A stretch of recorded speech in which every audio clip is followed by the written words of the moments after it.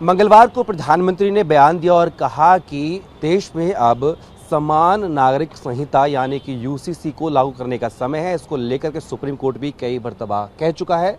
इस पर तमाम जो स्टेक होल्डर्स हैं उनका क्या कहना है। जमीयत के प्रवक्ता निज़ाम अहमद फारूकी साहब हमारे साथ हैं। आपका इस पर क्या सोचना है? हमारा यह है कि इस देश में जो डाइवर्सिटी है और जितनी मज़हब के लोग और जितने कम्युनिटीज़ हैं, इतने सारे लोगों का के लिए ये कंसर्न का इशू है। तो ये पॉसिबल नहीं है, फिजिबल नहीं है। और ये हमारे देश अभी हमारे सामने देश के सामने बड़े बड़े मसाइल हैं। सबसे बड़ा मसला तो आपस में जोड़ पैदा करने का है। तो इस वक्त इस इशू को छेड़ना गलत है। आप इसकी खिलाफत करते हैं? हाँ, बिल्कुल ख्याल करा भाई। हम शुरू ही से कह रहे हैं कि ये जो यूनिफॉर्मिटी पॉसिबल नहीं है। तो इतने सारे लोग हैं, सबका अलग अलग वो मानना है। लेकिन उसी के साथ साथ मैं ये ज़रूर कहना चाहूँगा कि हम औरतों के साथ इंसाफ के ख़िलाफ़ नहीं हैं। औरतों का जो हक़ है उनको मिलना चाहिए, चाहे किसी भी कम्युनिटी के अंदर उनके साथ इंसाफ होना चाहिए। और मज़हब और जो हमारा कानून है उसके बीच में जो टकराव पैदा करने की कोशिश हो रही है उससे बचना चाहिए। बल्कि ये देखना चाहिए कि हम कैसे अपने मज़हब का भी पालन करें और जो हमारा दस्तूर है वो भी हम उसका भी लिहाज करें पूरा। दोनों में टकराव नहीं होना चाहिए। बताइए, देश की सर्वोच्च अदालत है सुप्रीम कोर्ट, वो भी कई मर्तबा बोल चुकी है कि एक देश है, सबके लिए समान कानून हो, आपके लिए भी और मेरे लिए भी। तो इससे आप टकराव क्यों मानते हैं?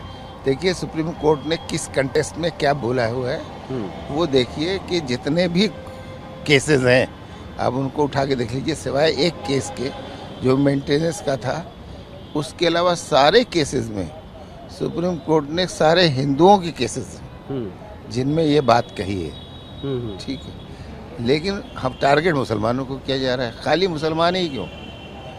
तो ये चीज़ देखने की है कि जहाँ कहीं भी औरतों के साथ नाइंसाफ़ी होती है उस कंटेस्ट में सुप्रीम कोर्ट कहता है कि सबके लिए कानून होना चाहिए। और ये हमारे उसमें आर्टिकल के अंदर, आर्टिकल 44 के अंदर है। लेकिन इसका ये मतलब नहीं है कि हम अपने फंडामेंटल राइट्स को रौंद करके और एक चीज़ को इम्पोज करने की कोशिश करें। तो फंडामेंटल राइट जो है वो सर्वोपरि है, वो सुप्रीम है। उसका प्रोटेक्शन होना सबसे पहले ज़रूरी है। लेकिन जो मूलभूत अधिकार हैं वो तो समानता के लिए भी कहते हैं। आर्टिकल 44 भी कहता है कि मेरे और आपके अधिकार समान हो। जो चीज़ इम्पॉसिबल है, अब हिंदू तो हिंदू रहेगा, मुसलमान मुसलमान रहेगा, दोनों को एक कैसे कर दोगे? संविधान में हम हिंदू मुस्लिम नहीं है, नागरिक हैं देश के। मैं संविधान के अंदर सारे धर्मों की रक्षा की बात की गई है कि आर्टिकल 25 भी तो है ना, वो सारे धर्मों के लिए है, खाली जो है मुसलमानों के लिए नहीं है। तो इसलिए जो है बैलेंस बना के चलना ज़रूरी है। जो चीज़ें बराबर पैट्रियार्कल सोसाइटी में तो मर्द मर्द है, औरत औरत है, उसमें जो डिफरेंस है वो रहेगा। लेकिन हमें इसके बाद इंश्योर करना है कि औरत के ऊपर जुल्म नहीं होना चाहिए। लेकिन ये पैट्रियार्कल सोसाइटी को मैं बदल दूँ, ये पॉसिबल नहीं है। ये हज़ारों साल से है हिंदुस्तान के अंदर, और वो किसी कुरान या किसी गीता की वजह से नहीं है। उसमें मज़हब का कोई दखल नहीं है। सोसाइटियाँ जो बनी हैं, कोई मैट्रियार्कल सोसाइटी है, कोई पैट्रियार्कल सोसाइटी है, वो मज़हब से बहुत पुरानी बनी हुई हैं। तो इसलिए इस कुछ चीज़ें ऐसी हैं कि जो नहीं बदली जा सकती। तो हम न फ्रांस हैं कि सारे फ्रेंच बोलते हैं, न हम रशियन हैं, हम तो इंडियन हैं। इंडियन का मतलब ये होता है कि हम हर तरह के, बहुत सारे तरह के लोग हैं।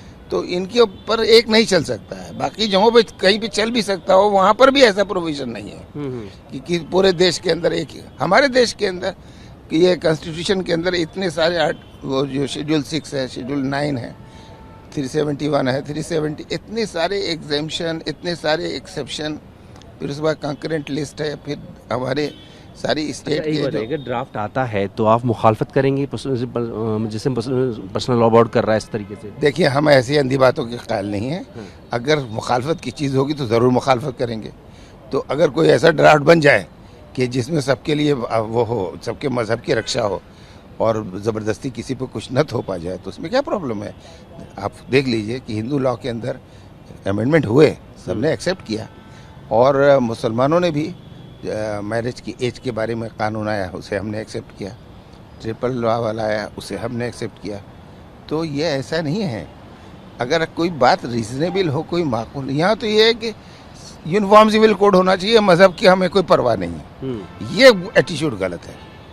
मजहब भी हमारे लिए इम्पोर्टेंट है और दस्तूर भी हमारे लिए इम्पोर्टेंट है, दोनों को ये रक्षा होनी चाहिए। आपकी भी रायशुमारी मांगी गई है, आप क्या सलाह देने वाले हैं गवर्नमेंट को? हम बिल्कुल यही सलाह देने वाले हैं, पहले भी सलाह दी थी और उसकी बेसिस पे लास्ट कमीशन ने एक रिपोर्ट बनाई और कहा कि ये फीजिबल नहीं है हमारे यहाँ पे, हमारे मुल्क में। तो अगले 10 साल तक तो उन्होंने कहा कि इसकी बात ही मत करो। वो क्यों कह रहे हैं, इस बात को समझने की ज़रूरत है।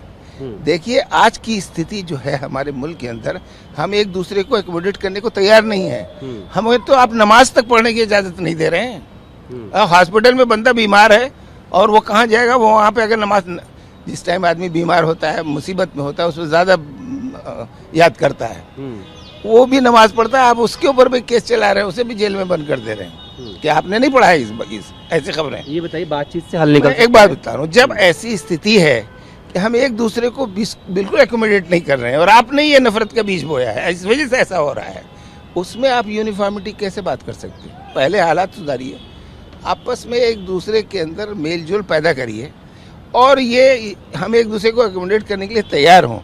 नफरत के माहौल को बदलिए, फिर उसके बाद किसी भी इशू के ऊपर अगर कंसेंसस बनता है और ये देखा जाता है कि नहीं, किसी मजहब को इससे कोई नुकसान नहीं है और इसमें औरतों का फ़ायदा है, औरतों के फ़ायदे के बगैर मत करिएगा कुछ भी। तो मैं सीधा पूछता हूँ, अगर ये आता है तो क्या इसके खिलाफ कोर्ट जाएंगे, क्या करेंगे? कोर्ट में तो जाने का सवाल नहीं पैदा होता, लेजिस्लेशन है तो लेजिस्लेशन के अलावा कोर्ट में कैसे चले जाएंगे? कैसे फिर करेंगे मुखालफत, कैसे अपनी बात को रखेंगे? देख, डेमोक्रेटिक कंट्री है, इसमें जितने भी डेमोक्रेटिक तरीके हो सकते हैं वो हालात के मुताबिक। अभी हम ये भी नहीं यकीनी है हमें कि वो जो यूनिफॉर्म सिविल कोड ये लाने की कोशिश करेंगे वो क्या होगा। ड्राफ्ट भी नहीं बना, ड्राफ्ट भी नहीं बना है, तो हम कैसे पहले से कह दें? मैं कह रहा हूँ कि पहले से कैसे मुखालफत, अभी तो बना पहले से जैसे पहले कहा गया है और उस पर लॉ कमीशन ने हमारी बातें एक्सेप्ट की हैं, तो इसी तरीके से अभी भी हम ये एक्सपेक्ट करते हैं कि ये सिर्फ इलेक्शन का मुद्दा है और ये शोर शराबा कर रहे हैं, इसका कुछ नतीजा नहीं निकलने वाला है। लेकिन अगर ऐसा हुआ भी तो फिर जैसी स्थिति होगी उसके मुताबिक हम फैसला करेंगे। हम इस पर घुटने नहीं टेकने वाले, घुटने नहीं टेकने वाले। कुछ आवाज़ें आ रही हैं जो कि समर्थन भी कर रही हैं कि अब बदलने का समय है, मुस्लिम धर्म गुरु भी हैं, उनको आप कैसे लेते हैं? बदलाव एक अलग चीज़ है, यूनिफॉर्म सिविल कोड एक अलग चीज़ पे समर्थन दे रहे हैं। मैं यही बता रहा हूँ कि यूसीसी क्या, किसी भी चीज़ के ऊपर कई राय हो सकती हैं, तो मैं ये जो अलग अलग डाइवर्सिटी है, अलग अलग राय हैं, ये तो प्राइम मिनिस्टर इसके खिलाफ कर रहे हैं ना।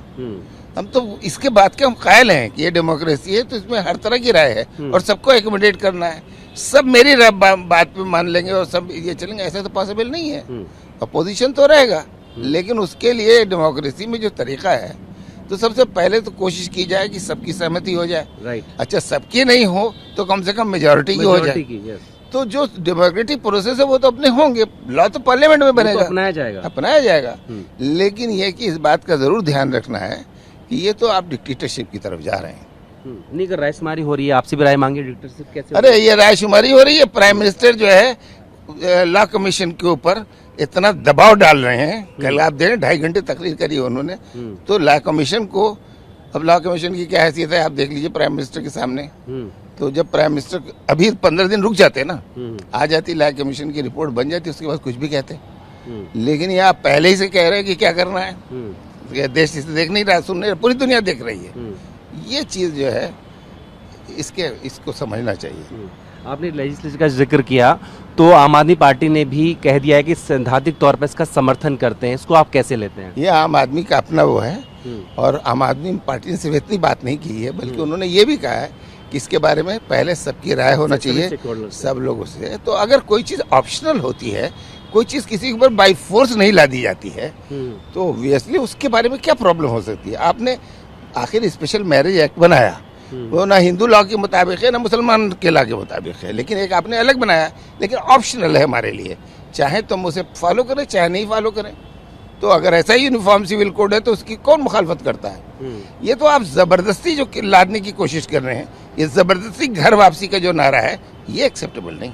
कुल मिला के आप नहीं चाहते ऐसा स्थिति बनी रहे, ये चाहते हैं? हम तो ये नहीं, स्थिति बनी रहे ये भी नहीं चाहते हैं। जहाँ जो बदलाव की जरूरत है, जो सुधार की जरूरत है, जो रीजनेबल वो हो सकता है, बगैर मजहब को टच किए हुए लोगों की जो आस्थाएं हैं उनको उनका रिस्पेक्ट करते हुए अगर आप कोई कानून लाते हैं, कोई तब्दीली लाते हैं तो मोस्ट वेलकम। ऐसा तो हमेशा से हुआ है, इतना सारा कानून बना है, कैसे बनाया? इसी तरह से बनाया। तो इसलिए और किसी प्राइम मिनिस्टर ने सबसे बड़ी गलती की, एक कम्युनिटी को टारगेट करने की कोशिश की। उनको देश को एड्रेस करना है, सारी कम्युनिटीज के इशू हैं, सबको एड्रेस करना है, सबकी सहमति होनी चाहिए। बिल्कुल। तो जमीयत का भी मानना है कि अगर कानून लाना भी है तो इस तरीके से लाए कि जितने भी स्टेक होल्डर्स हैं सबके साथ में रायशुमारी हो और किसी भी तरीके से जो मज़हब है उसको, जो उसके बिलीव्स हैं उसको टच ना किया जाए। अपने वीडियो से सुख चौहान के साथ जितेंद्र भारती।